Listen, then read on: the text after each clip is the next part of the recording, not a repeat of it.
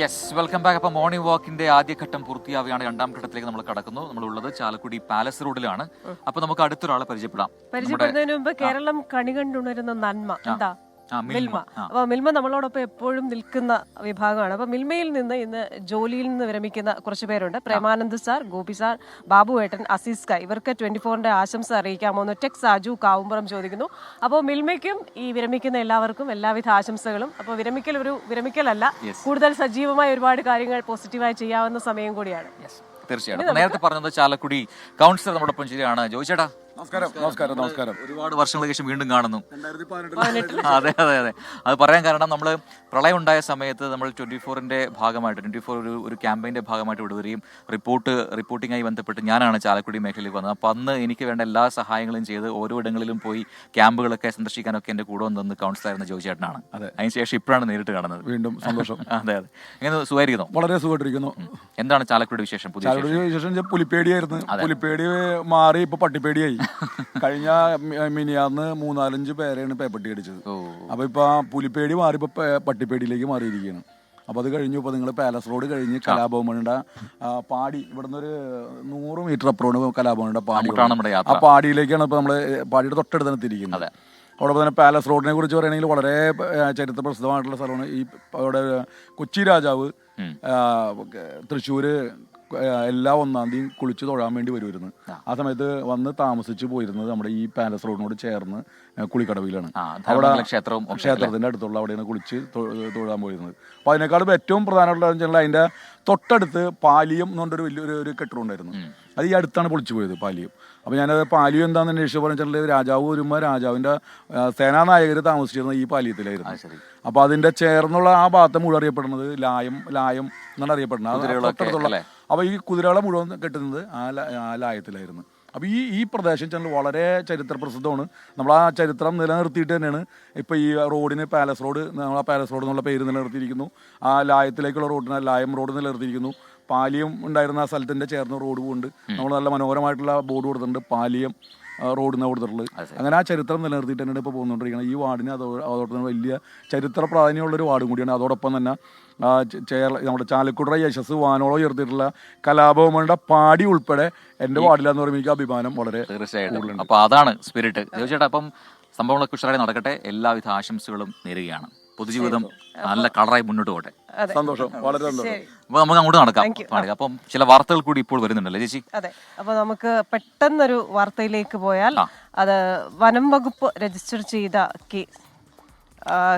അതെ, ആ കേസുമായി ബന്ധപ്പെട്ട് റാപ്പർ വേടന്റെ കസ്റ്റഡി കാലാവധി ഇന്ന് അവസാനിക്കുമെന്ന് നേരത്തെ വ്യക്തമാക്കിയിരുന്നു. അപ്പോൾ എന്തായാലും പുലിപ്പല്ല് ലോക്കറ്റാക്കി നൽകിയ വിയ്യൂരിലെ സ്വർണ്ണപ്പണിക്കാരന്റെ പക്കൽ എത്തിച്ച് തെളിവെടുപ്പ് നടത്താനാണ് ഇന്നത്തെ വനവകുപ്പിന് നീക്കമുണ്ടാവുക. അതിന്റെ വിവരങ്ങളുമായി നിതിൻ അംബുജനാണ് ചേരുന്നത് അല്ലേ? അതെ നിതിൻ, വെരി ഗുഡ് മോർണിംഗ്. അപ്പോൾ ഈ ഒരു കേസുമായി ബന്ധപ്പെട്ട ഇന്ന് എന്തൊക്കെ നീക്കങ്ങളാണ് അന്വേഷണ സംഘത്തിന്റെ ഭാഗത്തു നിന്നുണ്ടാകുക? എന്തൊക്കെ കൂടുതൽ വിവരങ്ങളാണ് നമുക്ക് ലഭിച്ചിട്ടുള്ളത്?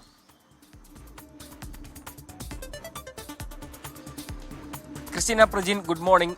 പെരുമ്പാവൂർ കോടതി കഴിഞ്ഞ ദിവസമാണ് വേടനെ 2 ദിവസത്തെ വനംവകുപ്പിന്റെ കസ്റ്റഡിയിൽ വിട്ടത്. അതിനുശേഷം വേടൻ കണിയാമ്പുഴയിൽ താമസിച്ചിരുന്ന ഫ്ളാറ്റിലെത്തി ഏതാണ്ട് അരമണിക്കൂർ നീണ്ട തെളിവെടുപ്പ് നടത്തിയിരുന്നു. ഇന്ന് വിയ്യൂരിലെ ജ്വല്ലറിലെത്തിയാകും തെളിവെടുപ്പ് നടത്തുക. നമുക്കറിയാം, നേരത്തെ തന്നെ വിയ്യൂരിലെ ജ്വല്ലറിൽ നിന്നാണ് പുലിപ്പല്ലിൽ ലോക്കറ്റ് പണിതെന്ന് നേരത്തെ വനംവകുപ്പ് കണ്ടെത്തിയിരുന്നു. അത്തരമൊരു മൊഴി വേടനും നൽകിയിരുന്നു. ആ ഒരു മൊഴിയുടെ അടിസ്ഥാനത്തിൽ തന്നെയാണ് ഇന്നിപ്പോൾ രാവിലെ വിയ്യൂരിലേക്ക് കൊണ്ടുപോയി അവിടെ വെച്ച് തെളിവെടുപ്പ് നടത്തുക. അതേസമയം തന്നെ 8 മാസം മുൻപ് പുലിപ്പല്ലിൽ ലോക്കറ്റ് പണിയാൻ എത്തുമ്പോൾ വേടൻ ഉണ്ടായിരുന്നില്ല എന്നാണ് ജ്വല്ലറി ഉടമ വ്യക്തമാക്കിയിരിക്കുന്നത്. മാത്രമല്ല, അത് പുലിപ്പല്ലാണെന്ന് അറിയാതെയാണ് താൻ ലോക്കറ്റ് പണി നൽകിയിരിക്കുന്നത്. പക്ഷേ അത് വാങ്ങാൻ വേണ്ടി വന്ന സംഘത്തിൽ വേടനും ഉണ്ടായിരുന്നു. 1000 രൂപ നൽകിയെന്നായിരുന്നു കഴിഞ്ഞ ദിവസം ജ്വല്ലറി ഉടമ നൽകിയിരിക്കുന്ന മൊഴി.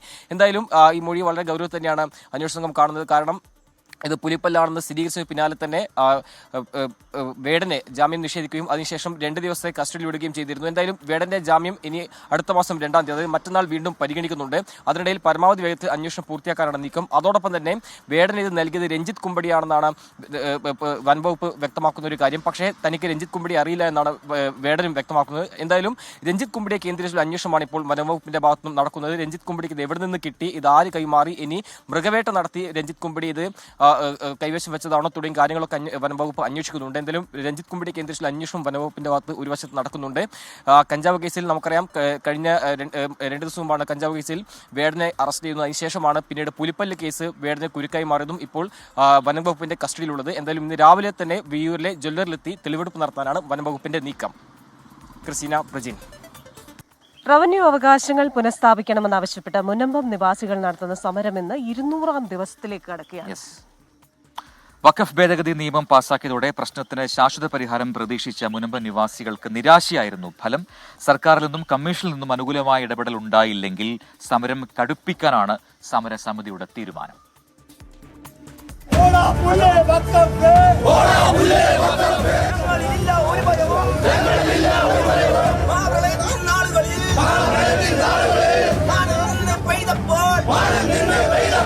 മുനമ്പം സമരം 200ാം ദിനത്തിലേക്ക്. ചരിത്രം കണ്ട ഏറ്റവും വലിയ സമരത്തിലേക്കാണ് മുനമ്പം നടന്നു നീങ്ങുന്നത്. 2024 ഒക്ടോബർ 12 മുനമ്പം വേളാങ്കണ്ണി മാതാ പള്ളിമുറ്റത്തു നിന്ന് ആരംഭിച്ച സമരമാണ് 200 ദിനരാത്രങ്ങൾ കടന്നത്. ഇതിനിടയിൽ രാഷ്ട്രീയ സാംസ്കാരിക രംഗത്തെ നിരവധി പ്രമുഖർ പിന്തുണയുമായി സമരപ്പന്തലിലെത്തി.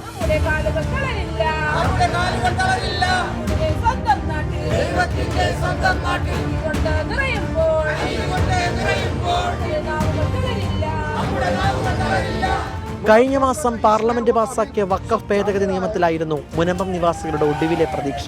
പ്രശ്നങ്ങൾ പഠിക്കാൻ സമരപ്പന്തലിൽ നേരിട്ടെത്തിയ കേന്ദ്രമന്ത്രി കിരൺ റിജിജു നിയമം ശാശ്വത പരിഹാരമല്ലെന്ന് അറിയിച്ചു.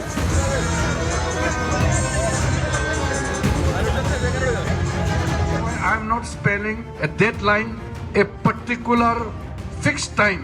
I am not saying, but that doesn't mean that your issue will be not settled. 1 മണിക്കൂർ കൊണ്ട് പ്രശ്നം പഠിച്ച് പരിഹരിക്കാൻ സാധിക്കുമെന്നാണ് പ്രതിപക്ഷവാദം. ഇതിന് പിന്നാലെ justice CN Ramachandran Nair commission രൂപം നൽകി. കമ്മീഷന് നൂലാമാലകൾ ചൂണ്ടിക്കാട്ടി ഹൈക്കോടതിയിൽ വിവിധ ഹർജികൾ. ഒടുവിൽ കമ്മീഷന് തുടരാമെന്ന് ഹൈക്കോടതി. എന്നാൽ പരിഹാരം ഇപ്പോഴും അകലെ.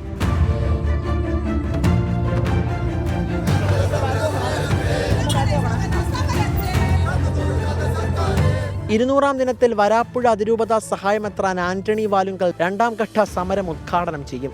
KLCA, KCYM, SNDP, ധീവര തുടങ്ങി ജാതിമത സമുദായ ഭേദമന്യേ നിരവധി പേർ ഒത്തുചേരും. 24 കൊച്ചി.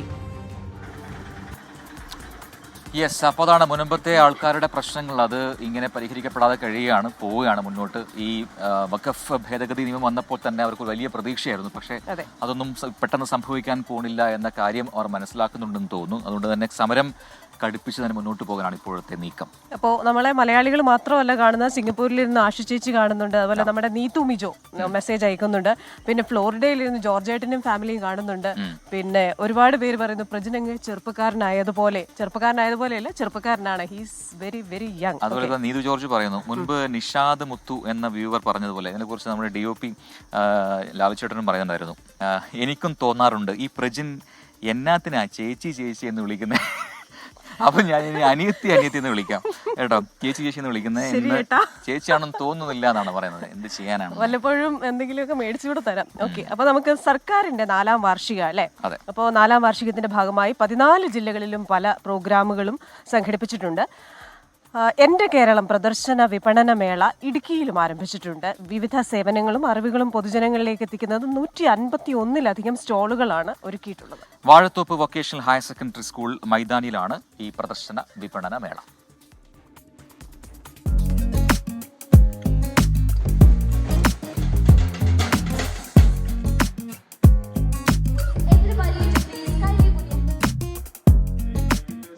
സർക്കാർ വകുപ്പുകളുടെയും പൊതുമേഖലാ സ്വയംഭരണ സ്ഥാപനങ്ങളുടെയും 151 സ്റ്റാളുകളാണ് എൻ്റെ കേരളം പ്രദർശന വിപണന മേളയിലുള്ളത്. സർക്കാർ ഫണ്ടും കിഫ്ബി പദ്ധതി വഴിയും സംസ്ഥാനത്ത് നടപ്പാക്കിയ വിവിധ വികസന പ്രവർത്തനങ്ങൾ ഉൾക്കൊള്ളിച്ച സ്റ്റാളുകളും ഉണ്ട്. ഗവൺമെൻറ് സുതാര്യമായിരിക്കണം, നടക്കുന്ന കാര്യങ്ങൾ ജനങ്ങൾ അറിയണം, ജനങ്ങൾക്ക് അതിന് അവലോകനം ചെയ്യാൻ അവസരം കൊടുക്കണം.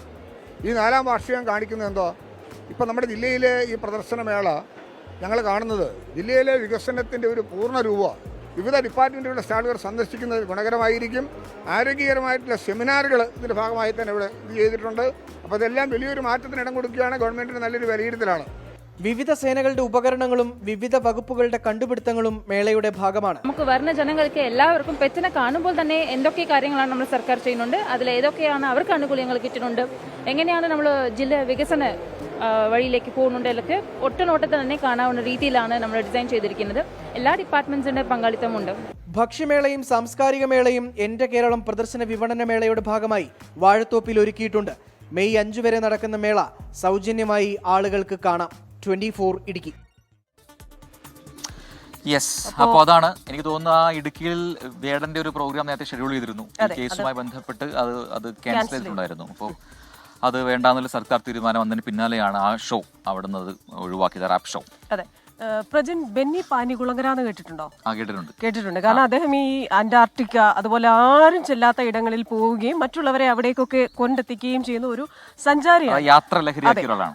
അങ്ങനെ യാത്ര ലഹരിയായ അദ്ദേഹം ഒരു സ്ഥാപനവും തുടങ്ങി. അതാണ് ബെന്നീസ് റോയൽ ടൂർസ്. നമ്മുടെ 24 SKN 40യുമായി ചേർന്ന് ബെന്നീസ് റോയൽ ട്രാവൽസ് 14 ജില്ലകളിലും ചില ഭാഗ്യശാലികൾക്ക് ഒരു യാത്ര ഒരുക്കിയിരുന്നു. ആ യാത്രയിൽ ഇപ്പോൾ എത്തി നിൽക്കുന്നത് അങ്ങ് സിംഗപ്പൂരിലാണ്. അതുമായി ബന്ധപ്പെട്ട അതിന്റെ റിപ്പോർട്ടിലേക്കാണ് നമ്മൾ ഇനി പോകുന്നത്. ഭാഗ്യശാലികളായ പ്രേക്ഷകർക്ക് വിദേശ യാത്രയൊരുക്കി 24. 4 ദിവസത്തെ സിംഗപ്പൂർ യാത്ര പൂർത്തിയാക്കി 13 പേരടങ്ങുന്ന സംഘം കേരളത്തിൽ തിരിച്ചെത്തി. 4 ദിനരാത്രങ്ങൾ, 13 ഭാഗ്യശാലികൾ. കേരള മണ്ണിൽ നിന്നും കടൽ കടന്ന് സിംഗപ്പൂരിലെത്തിയവർ കാഴ്ചകൾ ആഴത്തിൽ കണ്ടും കേട്ടുമറിഞ്ഞു.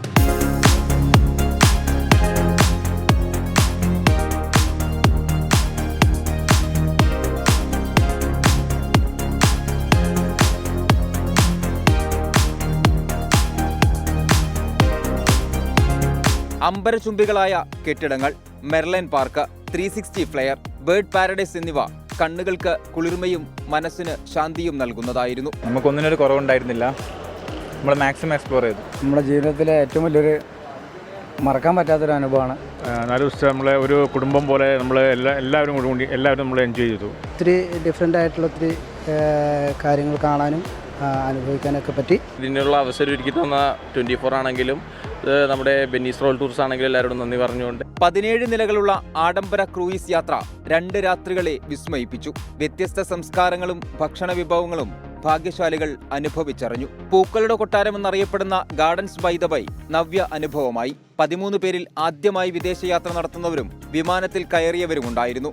ബെന്നീസ് റോയൽ ടൂർസുമായി സഹകരിച്ചാണ് 24 യാത്ര സംഘടിപ്പിച്ചത്.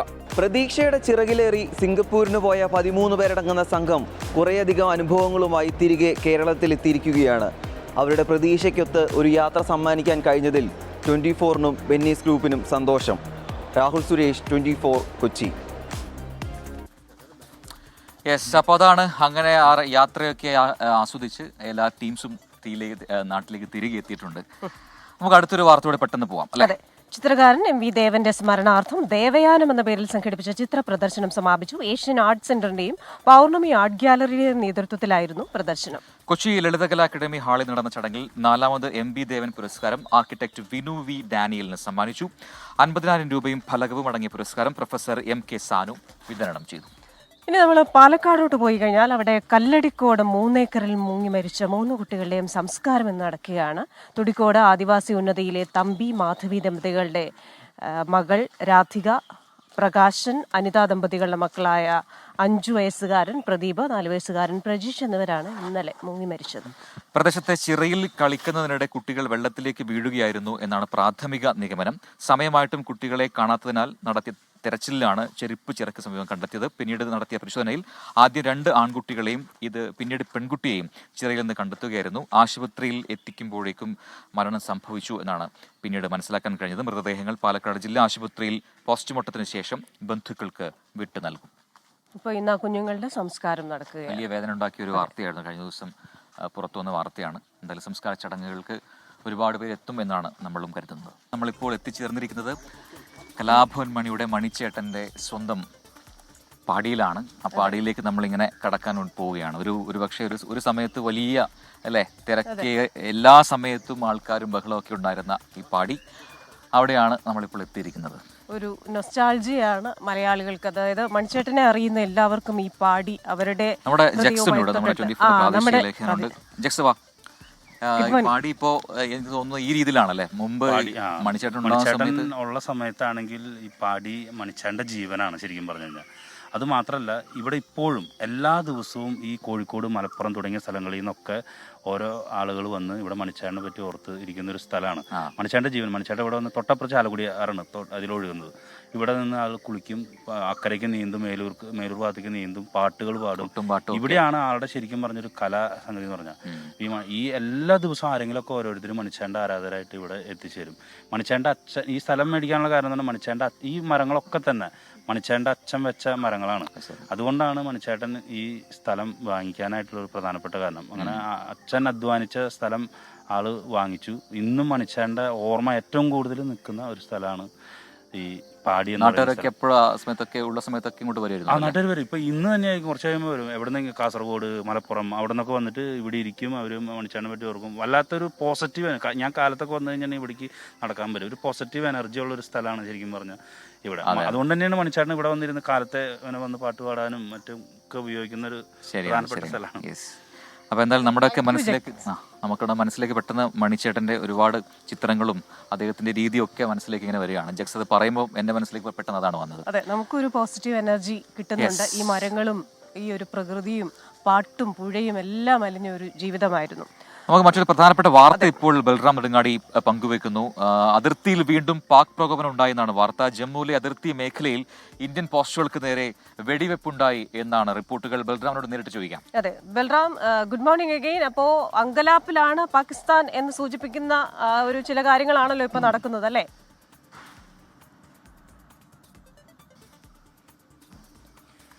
തീർച്ചയായും ക്രിസ്റ്റീന പ്രജിൻ, കഴിഞ്ഞ രാത്രിയിലും പാകിസ്ഥാന്റെ ഭാഗത്തു നിന്നും ഇന്ത്യൻ പോസ്റ്റുകൾക്ക് നേരെ വെടിവെപ്പ് ഉണ്ടായി.